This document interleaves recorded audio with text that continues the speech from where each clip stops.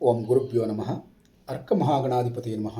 ಆತ್ಮಗುರುವೇ ನಮಃ. ಭದ್ರಕಾಳಿಯೇ ನಮೋ ನಿತ್ಯಂ. ಸರಸ್ವತಿಯೇ ನಮೋ ನಮಃ. ವೇದ ವೇದಾಂಗ ವೇದಾಂತ ವಿದ್ಯಾಸ್ಥಾನ ಬೇವಚ ಎಲ್ಲ ಜ್ಯೋತಿಷ ಅಭಿಮಾನಿಗಳಿಗೆ ಈ ದಿನದ ಪ್ರಣಾಮಗಳು. ಈ ದಿನ 10/6/2026 ಬುಧವಾರ, ದಶಮಿ ತಿಥಿ, ಉತ್ತರ ಭಾದ್ರ ನಕ್ಷತ್ರ, ರೇವತಿ ನಕ್ಷತ್ರ, ಸೌಭಾಗ್ಯ ಯೋಗಗಳ ಸಂಯೋಜನೆ ಇರುವಂಥ ದಿನ. ನಿಮ್ಮ ಉದ್ಯೋಗ ವ್ಯವಹಾರಗಳಲ್ಲಿ ಹಣಕಾಸು, ಕುಟುಂಬ, ಆರೋಗ್ಯ, ಗೌರವ ಮತ್ತು ಜೀವನದ ಪ್ರಮುಖ ನಿರ್ಧಾರಗಳನ್ನು ತೆಗೆದುಕೊಳ್ಳುವಂಥ ಸಂದರ್ಭಗಳಲ್ಲಿ ಯಾವ ರೀತಿಯ ಪರಿಣಾಮ ಬೀರ್ತದೆ, ಯಾವ ಕೆಲಸದಲ್ಲಿ ಜಯ ಉಂಟಾಗ್ತದೆ, ಯಾವ ವಿಷಯದಲ್ಲಿ ಎಚ್ಚರಿಕೆಯಿಂದ ಇರಬೇಕು, ಯಾವ ಸಮಯದಲ್ಲಿ ಕಾರ್ಯ ಮಾಡಿದರೆ ಶುಭಫಲ ಸಿಗ್ತದೆ, ಎಲ್ಲವನ್ನು ಸಂಪೂರ್ಣವಾಗಿ ತಿಳಿದುಕೊಳ್ಳೋಣ. ಈ ದಿನದ ಗ್ರಹಶಕ್ತಿಯನ್ನು ನೋಡೋದಾದರೆ ವೃಷಭ ರಾಶಿ ಅಧಿಪತಿಯಾದಂಥ ಶುಕ್ರ ಮತ್ತು ಬುಧವಾರದ ಅಧಿಪತಿಯಾದಂಥ ಬುಧ ಇಬ್ಬರು ಸಂಯೋಜನೆಗೊಂಡಿರುವುದರಿಂದ ಬುಧನ ಬುದ್ಧಿಶಕ್ತಿ ಮತ್ತು ಶುಕ್ರನ ಸಮತೋಲನ ಗುಣ ಅನ್ನುವಂಥದ್ದು ಒಂದಾಗಿ ಪರಿಣಾಮವನ್ನು ಬೀರ್ತದೆ.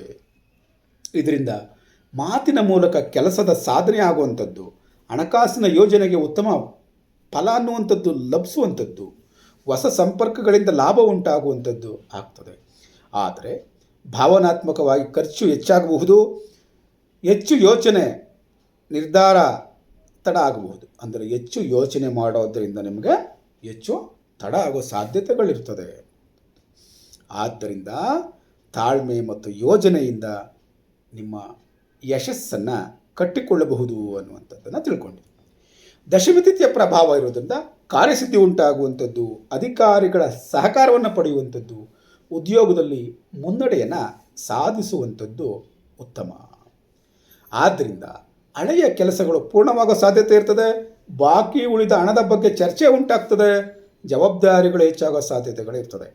ಉತ್ತರ ಭಾದ್ರ ನಕ್ಷತ್ರದ ಪ್ರಭಾವ ಇರೋದ್ರಿಂದ ಸ್ಥಿರತೆ, ಮನಃಶಾಂತಿ ಮತ್ತು ನಿಧಾನವಾದರೂ ಖಚಿತವಾದಂಥ ಪ್ರಗತಿ ಎನ್ನುವಂಥದ್ದು ಉಂಟಾಗ್ತದೆ. ಆದ್ದರಿಂದ ಕುಟುಂಬದಲ್ಲಿ ನೆಮ್ಮದಿ, ಹಣಕಾಸು ಸುಧಾರಣೆ ಉಂಟಾಗುವಂಥದ್ದು, ದೀರ್ಘಕಾಲದ ಯೋಜನೆಗೆ ಅನುಕೂಲ ಉಂಟಾಗುವಂಥದ್ದು ಉಂಟಾಗ್ತದೆ. ರೇವತಿ ನಕ್ಷತ್ರದ ಪ್ರಭಾವ ಇರೋದರಿಂದ ಭಾಗ್ಯದಲ್ಲಿ ಬೆಂಬಲ, ಹೊಸ ಅವಕಾಶ ಉಂಟಾಗುವಂಥದ್ದು, ಪ್ರಯಾಣ ಮತ್ತು ಸಂಪರ್ಕದಿಂದ ಲಾಭ ಉಂಟಾಗ್ತದೆ.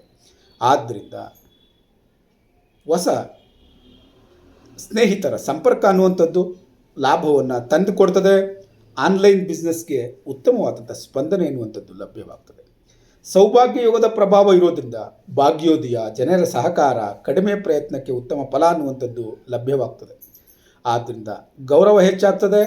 ನೆಮ್ಮದಿ ಎನ್ನುವಂಥದ್ದು ಮನಸ್ಸಿಗೆ ಸಂತೋಷವನ್ನು ಕೊಡ್ತದೆ. ವೃಷಭ ರಾಶಿಯ ಉದ್ಯೋಗಸ್ಥರಿಗೆ ಇದು ಸ್ಥಿರವಾದಂಥ ಪ್ರಗತಿಯನ್ನು ನೀಡುವಂಥ ದಿನ, ಹೊಸ ಜವಾಬ್ದಾರಿಯನ್ನು ಉಂಟು ಮಾಡುವಂಥ ದಿನ, ಟೀಮ್ ವರ್ಕ್ ಮೂಲಕ ಯಶಸ್ಸನ್ನು ತಂದುಕೊಡುವಂಥ ದಿನ ಆಗಿರ್ತದೆ. ಆದರೆ ಕೆಲಸವನ್ನು ಮುಂದೂಡುವ ಅಭ್ಯಾಸವನ್ನು ಮಾಡಬಾರ್ದು. ಆಫೀಸ್ ಪೊಲಿಟಿಕ್ಸ್ಗಳಲ್ಲಿ ನೀವು ಯಾವುದೇ ಕಾರಣಕ್ಕೆ ಭಾಗವಹಿಸಲು ಹೋಗಬೇಡಿ. ಕ್ಷೇತ್ರವಾರು ಉದ್ಯೋಗ ಫಲವನ್ನು ನೋಡೋದಾದರೆ ಶಿಕ್ಷಕರು, ಜ್ಯೋತಿಷಿಗಳು, ಕೌನ್ಸಿಲರ್ಗಳಿಗೆ ಅಂದರೆ ಕೌನ್ಸಿಲಿಂಗ್ ಮಾಡುವಂಥವ್ರಿಗೆ ಉತ್ತಮ ಫಲ ಅನ್ನುವಂಥದ್ದು ಲಭ್ಯವಾಗ್ತದೆ. ಖಾಸಗಿ ಉದ್ಯೋಗದಲ್ಲಿರುವಂಥವ್ರಿಗೆ ಟೀಮ್ ಸಪೋರ್ಟ್ ಸಿಗ್ತದೆ. ಸೀನಿಯರ್ಗಳಿಂದ ಅಪ್ರಿಸಿಯೇಷನ್ನು ಉಂಟಾಗ್ತದೆ. ಬ್ಯಾಂಕಿಂಗ್ ಕೆಲಸದಲ್ಲಿ, ಹಣಕಾಸು ಕ್ಷೇತ್ರದಲ್ಲಿ ಕೆಲಸ ಮಾಡುವಂಥವ್ರಿಗೆ ಹೊಸ ಅವಕಾಶಗಳು ಲಭ್ಯವಾಗ್ತದೆ. ದಾಖಲೆ ಕೆಲಸದಲ್ಲಿ ಯಶಸ್ಸು ಲಭ್ಯವಾಗ್ತದೆ. ಇನ್ನು ವ್ಯವಹಾರ ಮಾಡುವಂಥವ್ರಿಗೆ ಸ್ಥಿರವಾದಂಥ ಲಾಭದ ಸೂಚನೆ ಸಿಗ್ತದೆ. ಲಾಭದಾಯಕ ಕ್ಷೇತ್ರಗಳು ಯಾವುವು ಅಂತ ನೋಡೋದಾದರೆ ಫ್ಯಾಷನ್ ಡಿಸೈನಿಂಗ್ ಇರ್ಬೋದು, ಬ್ಯೂಟಿ ಕ್ಷೇತ್ರ ಇರ್ಬೋದು, ಅಸ್ಟ್ರಾಲಜಿ ಕ್ಷೇತ್ರ ಇರ್ಬೋದು, ಕನ್ಸಲ್ಟೇಷನ್ ಕ್ಷೇತ್ರ ಇರ್ಬೋದು, ಕೋಚಿಂಗ್ ಕ್ಷೇತ್ರ ಇರ್ಬೋದು, ಆಹಾರ ಸರಬರಾಜು ಕ್ಷೇತ್ರ ಇರ್ಬೋದು, ಕೃಷಿಗೆ ಸಂಬಂಧಿಸಿದ ಯಾವುದೇ ವ್ಯವಹಾರ ಇರ್ಬೋದು. ಇಂಥದ್ರಲ್ಲೆಲ್ಲ ಲಾಭವನ್ನು ಪಡಿತೀರಿ ಎನ್ನುವಂಥದ್ದನ್ನು ತಿಳ್ಕೊಂಡಿರಿ. ಹಣಕಾಸಿನ ವಿಚಾರದಲ್ಲಿ ಸಣ್ಣ ಧನಲಾಭ ಉಂಟಾಗ್ತದೆ. ಹಳೆಯ ಹಣದ ಬಗ್ಗೆ ಸೂಚನೆ ಎನ್ನುವಂಥದ್ದು ಬರ್ತದೆ. ಉಳಿತಾಯದ ಬಗ್ಗೆ ಯೋಚನೆ ಎನ್ನುವಂಥದ್ದು ಮೂಡ್ತದೆ. ಆದ್ದರಿಂದ ಈ ದಿನ ನೀವು ಲಕ್ಸರಿ ವೆಚ್ಚಗಳನ್ನು ನಿಯಂತ್ರಿಸಬೇಕಾಗ್ತದೆ. ಕುಟುಂಬ ಮತ್ತು ಸಂಬಂಧದ ಬಗ್ಗೆ ನಾವು ಯೋಚನೆ ಮಾಡೋದಾದರೆ ಕುಟುಂಬದಲ್ಲಿ ಶಾಂತಿ ದೊರೀತದೆ. ದಂಪತಿಗಳಲ್ಲಿ ಹೊಂದಾಣಿಕೆ ಅನ್ನುವಂಥದ್ದು ಬರ್ತದೆ. ಆದರೆ ಹಠ ಕಡಿಮೆ ಮಾಡೋದು ಒಳ್ಳೆಯದು. ಸಣ್ಣ ವಿಷಯಗಳನ್ನು ದೊಡ್ಡದಾಗದಂತೆ ನೋಡ್ಕೊಳ್ಬೇಕಾಗಿರೋದು ನಿಮ್ಮ ಜವಾಬ್ದಾರಿ. ಆರೋಗ್ಯದ ಬಗ್ಗೆ ಯೋಚನೆ ಮಾಡೋದಾದರೆ ಗಂಟಲು ನೋವು ಬರ್ಬೋದು, ಜೀರ್ಣಕ್ರಿಯೆ ಸಮಸ್ಯೆ ಬರ್ಬೋದು, ದೇಹದಲ್ಲಿ ದಣಿ ಉಂಟಾಗ್ಬೋದು. ಲಘು ಆಹಾರ ತೆಗೆದುಕೊಳ್ಳುವಂಥದ್ದು ಉತ್ತಮ. ಈ ದಿನ ಯಾರನ್ನು ತಕ್ಷಣ ನಂಬಬೇಡಿ. ಹಣಕಾಸಿನಲ್ಲಿ ಜಾಗ್ರತೆ ಇರಿರಿ. ಡಾಕ್ಯುಮೆಂಟ್ಗಳನ್ನ ಸ್ಪಷ್ಟವಾಗಿ ಪರಿಶೀಲಿಸಿ. ಈ ದಿನದ ಶುಭ ಸಮಯ ಯಾವುದು?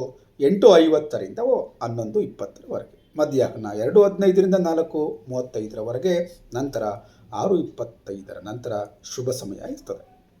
ಈ ದಿನ ಪರಿಹಾರಕ್ಕಾಗಿ ಲಕ್ಷ್ಮೀದೇವಿಯ ಪ್ರಾರ್ಥನೆಯನ್ನು ಮಾಡಿ. ಕೊನೆಗೊಂದು ಕಿವಿ ಮಾತು: ತಾಳ್ಮೆ, ಸರಿಯಾದ ಯೋಚನೆ ಮತ್ತು ವಿವೇಕದಿಂದ ಪ್ರಗತಿಯನ್ನದನ್ನು ಕಾಣ್ತೀರಿ.